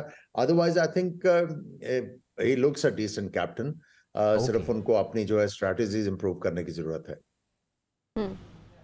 ठीक हो गया। लेकिन आमिर भाई, इसी के साथ साथ अभी कहा जा रहा है कि अगर टीम में बाबर नहीं है, रिजवान नहीं है और शाहीन आफरीदी नहीं है, तो टीम जो है वो नामुकम्मल सी दिखाई दे रही है, इतनी कॉम्पिटेंट नज़र नहीं आ रही। हालांकि अफगानिस्तान की टीम की अगर बात की जाए तो इतनी ज़्यादा तजर्बाकार टीम वो नहीं है, तो उससे भी शिकस्त हो गई है। तो क्या ये बात दुरुस्त है कि वाकई पूरी टीम जो है इन 3 खिलाड़ियों पर डिपेंड कर रही है? देखिए, ये जो बाबर आजम और रिजवान पे क्रिटिसाइज करने वाले लोग थे ना, जो स्ट्राइक रेट का बड़ा वावेला मचाते थे, मेरा ख्याल अब उनको आराम आ गया होगा। उनको काफी अच्छी जो है डोज मिल गई है, उनको पता लग गया है कि हर चीज स्ट्राइक रेट नहीं होती। आप देखें, स्ट्राइक रेट वाले आपने प्लेयर किए हैं सिलेक्ट, तो क्या आपको रिजल्ट मिल रहे हैं? बेसिकली जब आप किसी प्लेयर को सिलेक्ट कर रहे हैं एज ए सिलेक्टर, या आपने जो PCB है उसने ये देखना है कि क्या इस प्लेयर की टेक्निक है इन कंडीशंस में एक्सेल करने की। और जब स्पेशली आप उसको डेब्यू करवा रहे हो या उनके पहले मैच दे रहे हो, सो आई थिंक PCB को, जिस तरह मैंने पहले कहा, और सिलेक्टर्स को अपनी थिंकिंग रीथिंक करने की जरूरत है। उनको वो जो एक ख्वाब में वो जीते हैं, उस ख्वाब से निकल के रियलिटी की तरफ आना होगा और ये देखना होगा कि पाकिस्तान क्रिकेट को चाहिए क्या। ठीक है आमिर भाई, आपने अपने दोस्त का जिक्र भी किया था जो कहते हैं कि 2-1 प्रेडिक्ट कर रहे हैं, आपको भी यही लग रहा है 2-1 ही है, व्हाइट वॉश से बच जाएगा पाकिस्तान? और अगर बचना ही है तो करना क्या है पाकिस्तान टीम को? नहीं, कल के मैच के बाद मुझे डर लग रहा है। ओह, ये ऐसी परफॉर्मेंस है, तो क्या करना चाहिए अब? एक तो आपको दुआ करनी चाहिए और हमें भी दुआ करनी चाहिए। आप ना कहते तो मैं भी कहता अल्लाह अल्लाह करनी चाहिए। अच्छा खेलें। टीम को क्या करना चाहिए? देखिए टीम को, देखिए एक तो जो करने की जरूरत है ना, वो हमें जो अपना कल्चर क्रिएट करने की जरूरत है, वो मैं बड़े अरसे से कहता आ रहा हूँ और हम न्यूज़ के प्लेटफॉर्म पे इसको बहुत ज्यादा उजागर किया है कि खुदारा ये छक्के वाले प्लेयरों को जो है इनको जरा थोड़ी देर के लिए इग्नोर करें। जो टेक्निकली वेल इक्विप्ड प्लेयर्स हैं उनको लेके आए। आप देखिए उनके गुरबाज जो उनके बैट्समैन हैं, ये इनकी एक रेपुटेशन थी कि ये सिर्फ हिटे मारते हैं। अब देखें उन्होंने अपनी जो टेक्निक है उसमें निखार लेके अब वो सिंगल भी करते हैं, दुक्के भी करते हैं। पहले वो 15-20 गेंदों के ऊपर 50 करते थे। 2 मैचेस में आपने देखा है उतने ही रन्स कर रहे हैं जितने गेंद खेल रहे हैं। रिस्पॉन्सिबिलिटी और टेक्निक बेहतर की है। आपका एंड रिजल्ट है, जो आपका ऑब्जेक्टिव है वो है मैचेस जीतना। बिल्कुल ऐसे ही है। आपने गैलरी के लिए नहीं खेलना, आपने टीम के लिए खेलना है। यस, आपने क्राउड को एंटरटेन करना है, लेकिन क्राउड को भी साथ में आपने बताना है कि एंटरटेनमेंट क्रिकेट में है क्या, अच्छा खेल क्या है, ये भी दिखाना है हमें। बिल्कुल ठीक है। ये तो चले बात हो गई इस सीरीज़ की, जिस पर हम दुआ कर सकते हैं कि वाइट वॉश से पाकिस्तान बचे। अब एक और मामले पर कमेंट ज़रूर आपसे लेना चाहेंगे। एशिया कप और जो ज़ाहिर पाकिस्तान और इंडिया के दरमियान जो मैच, उसके हवाले से कहा जा रहा है कि शायद ये मैच मस्कत में होगा। तो आपको क्या लग रहा है? एक ये कि मस्कत में नज़र आ रहा है match, why not Sharjah, why not Abu Dhabi तो ये कि मस्कत क्यों, और दूसरा इससे क्या असर पड़ेगा खेल पर, क्रिकेट पर, उस टूर्नामेंट पर? देखिए ये गलत है। अच्छा। आई थिंक ये एक बड़ा लंबा टॉपिक है। अगर तो आपके पास टाइम है तो इसके ऊपर थोड़ी सी बात करते हैं। जी जी प्लीज। देखिए सबसे पहले तो ये बिल्कुल नहीं होना चाहिए। अगर आप ये कर रहे हैं तो ये कहाँ पे चीज जाके रुकेगी। देखिए ये वही नजम सेठी साहब हैं जिन्होंने बिग 3 का साथ दिया था और इंडिया का सपोर्ट किया था। उस वक्त भी मोदी साहब की गवर्नमेंट थी, ठीक है। इन्होंने क्या अश्योरेंसेस ली थी उस वक्त की गवर्नमेंट से कि भी हम आपको ये बैक कर रहे हैं। बिग 3 में इन्होंने $300 मिलियन पता नहीं किस किस का जिक्र किया था, ठीक है, वो भी नहीं मिला। उसके बाद इन्होंने किस अश्योरेंस के ऊपर जो है वो अग्री किया था बिग 3, जो फ्लॉप हो गया। हम उस वक्त भी कह रहे थे कि ये फ्लॉप होगा, लेकिन पॉइंट ये है कि इन्होंने किन शराइत के ऊपर उनके साथ अग्री किया था। क्या इन्होंने वो शराइत को पाकिस्तान के हक में रखी थी?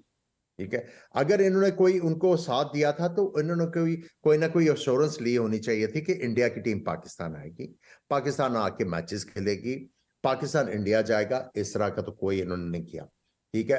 अब ये देखें कि अब क्लोजर टू द टाइम आपने एग्री कर लिया कि आप न्यूट्रल वेन्यू के ऊपर खेलेंगे।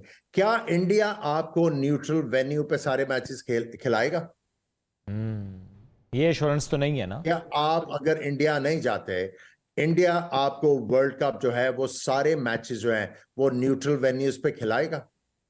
अगर तो वो आपको खिलाएगा तो ठीक है, गुड डील। अगर नहीं खिलाएगा तो आई थिंक नजम सेठी साहब को 2014 में वापस जाना होगा और सोचना होगा कि मैंने बिग 3 का फैसला क्यों किया था। बिल्कुल ठीक है। I sold Pakistan down the river. True.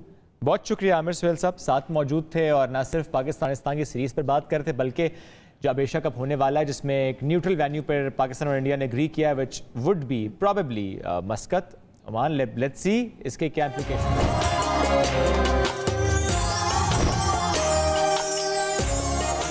खुरमिलाई साथ मौजूद हैं। अस्सलाम वालेकुम जी, कैसे हैं आप? मैं खैरियत से हूं, आप दोनों कैसे हैं? अल्हम्दुलिल्लाह बिल्कुल। बार बार अच्छे बने हुए आज बस मैं दिल था अच्छा लगने का। अल्लाह करे रोज़ आपका दिल यही किया करे, वैसे रोज़ आप अच्छे लगते हैं। दुरुस्त बात की उम्र कम और अच्छी बात की उम्र लंबी होती है। वाह क्या खूबसूरत बात है। आप उस विजुअल पे आ जाएं। जी बिल्कुल। जिस पे बुलंदोबाला बिल्डिंग से हमने आगाज किया, तो वो तो मैनहट्टन वाली फीलिंग आई। यमन के एक शहर को कहा जाता है कि ये मैनहट्टन ऑफ द डेजर्ट है, यानी रेत का मैनहट्टन जो है वो यहाँ पर है। अच्छा। और हैरानी की बात ये, पहले हम ये अपने सामीन नाजरीन को बता लें कि मैनहट्टन न्यूयॉर्क में मौजूद है। बुलंदोबाला बिल्डिंग्स हैं, छोटी सी जगह पर ढेर सारी स्काई स्क्रैपर्स हैं जो आसमान की तरफ बढ़ रहे हैं। और ये 16वीं सदी में 7 मतलब के फ्लोर्स तक की बिल्डिंग्स यमन में बनाई जाती थी, इसलिए इसको रेत का मैनहट्टन कहा जाता है, या सहराओं का मैनहट्टन जो है वो यमन को कहा जाता है। और यूनेस्को ने इस साइट को ये नाम दिया, यानी यूएन ने इसको एक्नॉलेज किया है कि इवन 16th सेंचुरी में जब लोगों के पास इतने वसाइल नहीं थे, तब मिट्टी को इस्तेमाल करते हुए सहरा में तकरीबन 6 मंजिला इमारतें बनाई जाती थीं और उसमें निचले वाली मंजिलों में अमूमन सामान रखा जाता था और ऊपर महफिल होती थी, जो कि अरब का एक स्टाइल है कि वो लोग बैठते हैं, बात करते हैं, खूबसूरत शाम गुजारते हैं। अरब की शामों की ये बात भी थोड़ी सी समझनी बहुत ज़रूरी है कि सहरा में शाम गुजारना बहुत मुश्किल काम होता है ना, because there is less to do, बहुत कुछ नहीं है, दरख्त नहीं है, तो फिर वहाँ से शायरी पैदा, उदासी, यासियत, वहाँ से शायरी पैदा होती है, गुफ्तगू पैदा होती है, वो 1001 कहानियाँ पैदा होती हैं, अलिफ लैला पैदा होती है, क्योंकि कहने को ज़्यादा होता है, करने को कम होता है, तो फिर वहाँ से सब पैदा होता है। तो ये अपनी महफिलें उनकी जो बुलंद हिस्से हैं वहाँ पे करते थे और नीचे वाले हिस्सों में सामान रखते थे। तो यमन मैनहट्टन है अरब का, सहराओं का मैनहट्टन जो है वो यमन के पास है, कि ये सहराओं में भी बुलंद बाला बिल्डिंग 16वीं सदी में बनाने की इन्होंने एक तहरीक शुरू कर रखी थी और मैनहट्टन में अब जाके खैर शुरू हुआ है। तो ये है यमन और मैनहट्टन का ताल्लुक। ये कॉफी और यमन का क्या ताल्लुक है? पहले मुझे बताएंगे आप दोनों में से कॉफी किसको पसंद है? मैं चाय, कॉफी लवर हूं, दोनों को पसंद। मैं बहुत लॉयल हूँ चाय के साथ। अच्छा। और कॉफी के साथ नहीं हूँ। और यमन और कॉफी का बहुत ज़्यादा ही गहरा ताल्लुक है, इसलिए कि वर्ड मौका अब इतना मशहूर हो चुका है, मौका कॉफ़ी, आई नीड मौका कॉफ़ी, मुझे मौका कॉफ़ी बना दें। मौका वर्ड एक बंदरगाह थी, यमन की ही इसका एक शहर है जिसकी बंदरगाह थी और जिसकी तकरीबन मोनोपोली रही कॉफ़ी की तजारत के ऊपर 200 सालों तक। अच्छा। पूरी दुनिया में जो कॉफ़ी है वो यमन से जाती थी और वहीं पे इसको बनाने के नित नए अंदाज बन रहे थे। वहाँ से ही वर्ड मौका, जो उस बंदरगाह का नाम है, वहाँ से वर्ड निकला है मौका कॉफ़ी, जो कि यमन से असल में मंसूब है। तो नेक्स्ट टाइम जब आप कहें तो ज़रा अरबी लहजे में कहेगा मौका कॉफ़ी। ठीक है, तो आप उस तरह कह सकती हैं। तो मगरिब में ये बातें बहुत बाद में गई। बहुत मशहूर किताब है मुसलमानों के ज़वाल से दुनिया ने क्या खोया। तो मुझे लगता है कि दुनिया ने सबसे पहले ये खोया कि हम ये भी जानना भूल गए कि कौन सी चीज़ किसने बनाई थी। यानी कि ऊंची बिल्डिंग बनाने की रवायत हमारी थी, बड़ी बड़ी लाइब्रेरीज हमने कवर की हमारी थी, जंगें जीतने के बाद किताब हम मांग लेते थे, लेकिन आज ये सब नहीं है। कॉफ़ी की रवायत हमारी थी, लेकिन अब ये सब उनके पास चला गया। लेकिन हम हिस्ट्री में कितने वीक हैं खुरम। हम जब आपसे पूछ रहे होते तो बहुत जनरल चीज़ है, जिस तरह हम कॉफ़ी की भी बात करें तो हम डेली शायद पीते भी हैं, मौका हम पी रहे होते हैं, लेकिन हम शायद तवज्जो नहीं दे पा रहे होते उस तरह से। बिल्कुल हम तवज्जो नहीं दे पा रहे। दूसरा कि तारीख में नाम बदल दिए गए। जैसे अब हम अरबी में, मतलब हमने बात तो मज़ाक में की, लेकिन बात ठीक है सबीन, हमें मौका अरबी में कहना चाहिए। एवरोस हमने किसी और फ़लसफ़ी का नाम बदलते नहीं देखा मासिवा मुसलमान फ़लसफ़ियों के, सिर्फ उनके नाम अंग्रेज़ी में रखे गए। वरना अभी आगे मैं एक चीज़ में नाम लूँगा, मैं प्लेटो ही कहूँगा, गो के अफलातून भी नाम हमने नहीं रखा, वो हम प्लेटो ही कहते हैं। लेकिन जैसे सबीन ने बहुत प्यारी बात की कि तारीख़ मस्क कर दी गई है, तो हमारे नामों को भी अंग्रेजी में पुकारना पड़ता है कि एवरोस को बुलाएं। अल्लाह इब्ने रुश्द कहते भी तो कोई इतने का मसला नहीं था। शुएब के नाम की प्रोनाउंसिएशन क्या है करेक्ट? नहीं, शुएब का तो नाम ही बिल्कुल यहाँ वाला ना, उसको भी आइन को उसी तरह से प्रोनाउंस, क्योंकि बहुत लोग डिफरेंटली इसको प्रोनाउंस करते हैं। कुछ कहते हैं शुएब, कुछ कहते हैं शुएब, कुछ कहते हैं शुएब। नहीं, ये थोड़ा ज्यादा हो गया। लेकिन Shoaib is the right one. आइन की आवाज वाज़ेह होनी चाहिए। देखिए अल्फाज में जो हरूफ है, हर हर्फ अपनी जो शनाख्त है वो बरकरार रखे। मेरा ख्याल है फिर यमन ही चलिए दोबारा। हम यमन ही चलिए। एटलांटिस ऑफ सैंड भी है खुरम भाई वहाँ। अच्छा, पहले हमारे खुसूसन बच्चे और कई बच्चों के, तो हमारे जो बच्चे OA लेवल्स कर रहे हैं उनके यहाँ तो ये शामिल भी है कोर्स में। एटलांटिस क्या है पहले तो ये जानना जरूर। एटलांटिस एक शहर है जो गुम गया तारीख में, और कुछ लोगों का मानना है कि वो पानी में चला गया। अभी एक नई डॉक्यूमेंट्री बनी है एंशिएंट एपोकलिप्स, उसमें जो बहुत मशहूर जर्नलिस्ट हैं ग्राहम हैनकॉक, उन्होंने भी कहा है कि ये बहुत ही अहम जगह। हालांकि एटलांटिस का रावी कौन है, तो आप फिर कोई मैं बूझूं कि आप में से कौन ज़्यादा पढ़ता है। एटलांटिस की रवायत अफलातून ने दी है, जिसकी हम सारी बातें मानते हैं। इस बात को हम कहते हैं अरे ये तो कोई संजीदा बात नहीं है।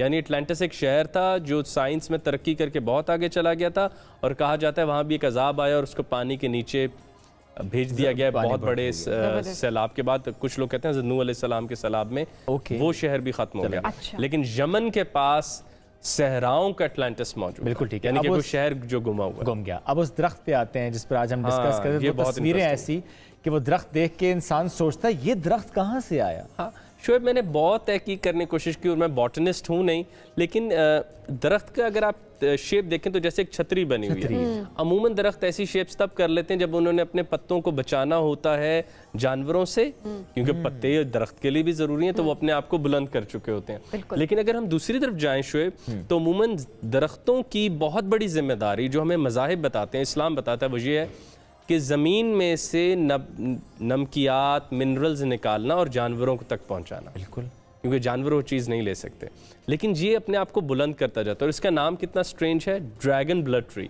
यानी इसमें से लाल रंग का एक रस निकलता है जिससे बहुत ज़्यादा अद्वियात बनती थी, बहुत ज़्यादा इसको इस्तेमाल किया जाता था, वहाँ से इसका नाम पड़ा ड्रैगन ब्लड ट्री। कुछ लोग कहते हैं कि ये इसकी मिसाल पूरी ज़मीन पर कहीं और नहीं मिलती इस दरख्त जैसी। उसकी वजह से कहा जाता है कि ये किसी ड्रैगन की लड़ाई हो रही थी किसी हाथी से, और जहाँ पर वो दोनों आपस में लड़ते लड़ते टकराए और मरे, उनके खून से ये दरख्त बने हैं, क्योंकि इनके अंदर का जो रस है वो लाल रंग का है। और कुछ का कहना है कि यमन में दो पुराने भाई थे जो आपस में लड़ते लड़ते उन्होंने एक दूसरे को हलाक किया, और उनके खून की याद में ये दरख्त जो है यहाँ पर मुख्तलिफ बातें, मुख्तलिफ वाक़यात हैं, लेकिन इसका कोई भी हमें प्रूफ हमारे पास नहीं है कि दुरुस्त कौन सी वाली बात है। बिल्कुल सबीन, जैसे हमने यमन के अटलांटिस की बात की और मौका की बात पे तो एविडेंस है, लेकिन जो अटलांटिस की बात की या ब्लड ड्रैगन ट्री की बात की, सब मिथोलॉजीज हैं, लेजेंड्स हैं, लेकिन इनके ऊपर शवायद कहीं ना कहीं कोई ना कोई किस्सा कहानी है, लेकिन जदीद साइंसी अभी तक कोई प्रूफ या एविडेंस हमारे पास नहीं आया। अच्छा जी, वुमेन लीडरशिप और यमन, ये ताल्लुक जरा बताएं। वुमेन लीडरशिप और यमन का जो सबसे इंटरेस्टिंग ताल्लुक कल मुझे बैठे बैठे ख्याल आया, वो ये है कि हम अमूमन मगरिब की तरफ देखते हैं कि भाई आप हमें बताएं कि खातीन लीडर्स कैसे बन सकती हैं, लेकिन बिल्कीस जो है, शी वाज अ क्वीन, और वो इसी खत्ते में क्वीन के तौर पे मौजूद थी, यानी वो एक लीडर थी और चीज़ों को चला रही थी। यमन ही वो पहला शहर है, पहला मुल्क है सॉरी, अरब में जिसने औरतों को राइट्स दिए कि आप वोट डालें। और सबसे अहम बात जहाँ पर मैं इख्तिताम करना चाहूँगा, रसूल करीम सल्लल्लाहु अलैहि वसल्लम की वो खूबसूरत हदीस, जहाँ उन्होंने कई बातों के साथ कहा कि मैं यमनी हूँ, इसको ज़रूर सोचिएगा। और रसूल करीम सल्लल्लाहु अलैहि वसल्लम ने अपनी मुस्तनद हदीस में फरमाया कि यमन के लोग ज़मीन के सबसे बेहतरीन लोगों में से एक हैं। सुभान अल्लाह, बहुत शुक्रिया। खुर्रम भाई साथ मौजूद थे और हम यमन की बात कर रहे थे, जिसका इख्तिताम बड़ी खूबसूरत हदीस से उन्होंने किया। और इसी तरह हम डेली बेसिस पर मुल्क सेलेक्ट करते चले जाएंगे, कुछ हमारी इन्फॉर्मेशन, कुछ आपकी इन्फॉर्मेशन में इजाफा होगा। आप भी यमन से मुतालिक अगर कुछ जानते हैं तो ज़रूर हमें व्हाट्सएप कीजिएगा। Welcome back. हम दोनों को कितनी जल्दी है इस सेगमेंट की। यस, हम सबको जल्दी होती है इस सेगमेंट की। इसमें बड़ा कुछ सीखते हैं, कुछ ऐसे वाकयात जो कि कभी सुने होते हैं, कभी नहीं सुने होते। जो सुने हो वो एक नए अंदाज से सुन रहे होते हैं, कोई नई उसकी जहत हमारे सामने आश्कार होती है।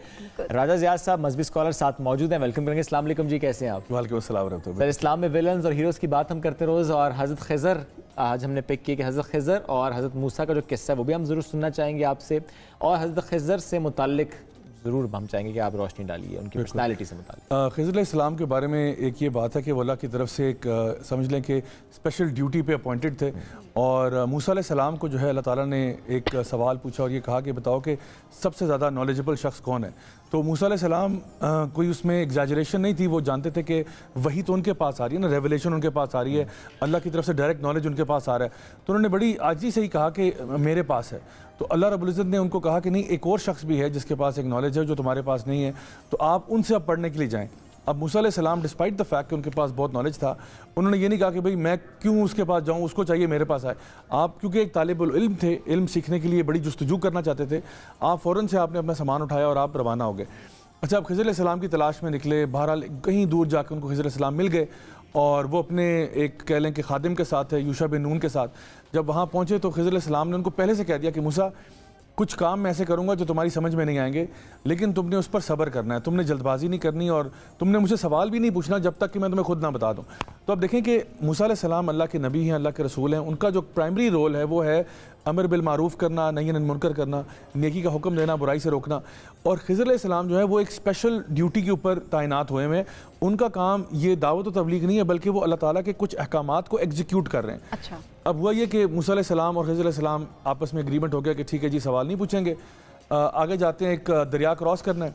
तो कुछ लोग हैं वो अपनी किश्ती में जा रहे होते हैं, तो वो उनको कहते हैं कि जी हमें अगर आप इजाज़त दे दें, हम आपके साथ बैठ जाएं और आप हमें किनारे पे छोड़ दें। तो वो उनके साथ नेकी करते हुए मूसा अलैहिस्सलाम और खिज़र अलैहिस्सलाम को जो है ना किश्ती पे सवार कर लेते हैं। अब खिज़र अलैहिस्सलाम क्या करते हैं कि वो उस किश्ती का एक फट्टा जो है वो तोड़ देते हैं। इस पर मूसा अलैहिस्सलाम जो है वो रह नहीं पाते और वो कहते हैं कि भाई इन्होंने हमारे साथ नेकी वाला मामला किया, आपने उन्हीं की किश्ती जो है वो तोड़ दी। तो खिज़र अलैहिस्सलाम ने उनको कहा कि देखो मैंने तुम्हें पहले ही बोला था कि आपने मेरे से सवाल नहीं करना, तो ये पहली आपकी वार्निंग समझ लें कि मैंने आपको बता दी सवाल नहीं करना। तो मूसा अलैहिस्सलाम ने फिर अपने आप को कंट्रोल किया। अब वो किश्ती जो है वो किनारे पे जाती है, किनारे पे गए, अब जा रहे हैं जो है ना पैदल सफ़र कर रहे हैं। तो आगे देखा एक बच्चा जो है वो दौड़ रहा है, खेल रहा है बाकी बच्चों के साथ, और उसको वो साइड पे किया उसको, और खिज़र अलैहिस्सलाम ने उसको कत्ल कर दिया। बिल्कुल। अच्छा, अब मूसा अलैहिस्सलाम ने कहा ये तो चलो पहले तो चलो मेरा चुप करना शायद बनता होगा, लेकिन अब तो बिल्कुल भी नहीं बनता, आपने तो सीधा सीधा कत्ल कर दिया बंदा। तो आपने फिर उनको ऑब्जेक्ट किया कि यानी ये आपने क्या किया, तो बहुत बड़ा मतलब बुरा काम किया आपने। जो है ना खिज़र अलैहिस्सलाम ने दोबारा उनको कहा कि भाई मैंने आपको पहले ही बताया था कि आप मेरे साथ सब्र नहीं कर पाएंगे, तो आप जो है ना बराए मेहरबानी आप सवाल ना कीजिए। अब ये दूसरी दफ़ा उनको वार्निंग दे दी। अब फिर क्या हुआ, वो चलते चलते काफ़ी सफ़र करने के बाद एक बस्ती में जा पहुँचे, और उस बस्ती में जब पहुँचे तो वहाँ पर देखा एक दीवार है वो टूटी पड़ी हुई है। खैर उसको क्रॉस किए, अंदर गए, बस्ती वालों से कहा कि भाई कुछ खाने पीने के लिए मिल जाए। बस्ती वाले बड़े लालची लोग थे, उन्होंने कहा कि नहीं जी कुछ भी नहीं है खाने के लिए, आप यहाँ से बाहर निकलें। तो उनको वहाँ से बाहर निकाल दिया। अब जब बाहर निकल रहे थे तो वो जो टूटी हुई दीवार नज़र आई थी, खिज़र अलैहिस्सलाम ने उस दीवार को रिपेयर करना शुरू कर दिया। अब मूसा अलैहिस्सलाम पहले तो चुप करके देख रहे हैं कि ये क्या हो रहा है, फिर आप आखिरकार बोल ही पड़े कि भाई इन लोगों ने हमारे साथ ज़्यादती की, हमें बाहर निकाल दिया, ना खाना दिया ना पीने को कुछ दिया, इतने दूर के मुसाफिर हम आए हुए हैं, भूख और प्यास का आलम है, और आप इन्हीं की जो है ना दीवार रिपेयर कर रहे हैं। काश इनसे कोई मुआवजा ही मांग लेते आप कि चलो आपकी दीवार ठीक करें। तो खिज़र अलैहिस्सलाम ने कहा कि बस अब जो है ना हमारी आपस में हाज़ा फ़िराक़ु बैनी व बैनिक, हमारे आपस में अलहदा होने का वक्त आ गया। तो अब मैं आपको बताऊँगा उन चीज़ों के बारे में जिसके बारे में आप सब्र नहीं कर पाए थे। तो फिर आपने बताया कि वो जो किश्ती का फट्टा मैंने तोड़ा था वो इसलिए था कि अल्लाह ताला की तरफ से मुझे हुक्म था कि उस इलाके में जो एक बड़ा ही जालिम किस्म का बादशाह रहता है, जो भी किश्तियाँ सही सलामत होती हैं वो उनको अपने कब्ज़े में ले लेता है, और जो उसके ऊपर लोग सवार होते हैं उनको अपना गुलाम बना लेता है। तो चूँकि मैंने अल्लाह की तरफ से मुझे पता किया कि जिन लोगों ने हमारे साथ नेकी वाला मामला किया, एक फट्टा तोड़ने से क्या हुआ कि ये किश्ती उसके रेडार से निकल गई कि भाई ये तो यानी डिफेक्टेड है, उसको पकड़ने में क्या फ़ायदा, तो उसको छोड़ दिया। कहते हैं वो जो बच्चा मैंने कत्ल किया था, मूसा तुम्हें क्या मालूम था कि बच्चा बड़ा होकर कितना बड़ा फितने का बायस बनना था। बिल्कुल इतना बड़ा फितना बनता कि ये अपने माँ बाप जो उसके नेक और साले लोग हैं उनको भी ये कुफर पे ले जाता, यानी वो भी ईमान से हाथ धो बैठते इसकी वजह से। अब आप देखें कि जिस तरह हिटलर के बारे में हम जानते हैं, फ़िरौन के बारे में हम जानते हैं, बचपन में अगर कोई उसको कत्ल कर देता तो हम कहते देखो इतना प्यारे बच्चे को मार दिया, आपको क्या मालूम था बड़ा होकर क्या तबाही करनी, क्या अजाब क्रिएट करना था इसने लोगों के लिए। तो उन्होंने कहा कि जी वो बच्चा जो था अल्लाह के हुक्म से इसको कहा इसको जो है ना एलिमिनेट कर दिया जाए। और तीसरा वो जिस बस्ती में हम गए थे, कहते हैं वो जो बस्ती है उसमें वो जो दीवार थी वो एक बड़ा ही नेक शख्स था, उसने वो तो फोत हो गया, उसके 2 बच्चे हैं, 2 बेटे हैं उसके, वो उनके लिए जितनी भी उनकी विरासत और जायदाद जो भी थी वो ज़मीन के अंदर जो है ना दफन करके चला गया। और वो बच्चे अभी छोटे हैं तो वो दीवार जो है वो पिछले कुछ बारिश और इन मतलब हादसात की वजह से कुछ थोड़ा बहुत टूट फूट गई। तो मुझे ये डर था कि अगर ये दीवार गिर जाती तो सारा ख़जाना जो है वो उखड़ के बाहर आ जाता, और ये जो लोग हैं जालिम लोग, इन्होंने ये सारा कुछ खा जाना था, उन बेचारे यतीम बच्चों को कुछ भी नहीं मिलना था। तो अल्लाह के हुक्म की वजह से मुझे ये जो है ना टास्क दिया गया कि उस दीवार को दोबारा रीबिल्ड करो। उन बच्चों को अच्छी तरह मालूम है इस दीवार के नीचे क्या है, वो बाप उनका इंस्ट्रक्शन छोड़ के गया है, तो जब वो बड़े हो जाएंगे अपनी उम्र को पहुंचेंगे तो वो खुद ही खजाना बाहर निकाल लेंगे। तो इस तरह से ये मामला जो है ये अल्लाह ताला का हमारे सामने आया। तो यहाँ पे ना इस स्टोरी में बड़े असबाक ये हैं कि हमारी ज़िंदगी में बहुत सारी चीज़ें ऐसी होती हैं कि जिनका हमें समझ में नहीं आता ऐसा क्यों हुआ, तो अल्लाह जानता है और हम नहीं जानते क्या हिकमत पोशीदा है। बेशक, तो उस हिकमत के लिए इंतजार करना चाहिए और जल्दबाजी बिल्कुल भी नहीं करनी चाहिए। बहुत शुक्रिया जी, प्रोग्राम में आपने हमें वक्त दिया। आप भी अपनी कीमती राय से हमें ज़रूर आगाह करें कि कैसा लगा आपको, कौन सा सेगमेंट आपका फेवरेट था, ऐसे कौन से टॉपिक्स हैं जिन पे हम बात करें, और ऐसी कौन सी बातें जो कि आप चाहते हैं कि इस शो में हमारे सेगमेंट्स में हो। बिल्कुल, और इसके साथ साथ रोज़ा कुशाई पे बात करते हैं। जो रोज़ा कुशाई जिस की हो रही है, तस्वीरें ज़रूर हमसे शेयर कीजिएगा। विल शेयर दोज पिक्चर्स, और हम नाम भी लेंगे जी, बताइएगा हमें किसने रोज़ा कुशाई की। दुआ में याद रखिए हमें भी, पाकिस्तान को भी, सबको। अल्लाह हाफ़िज़।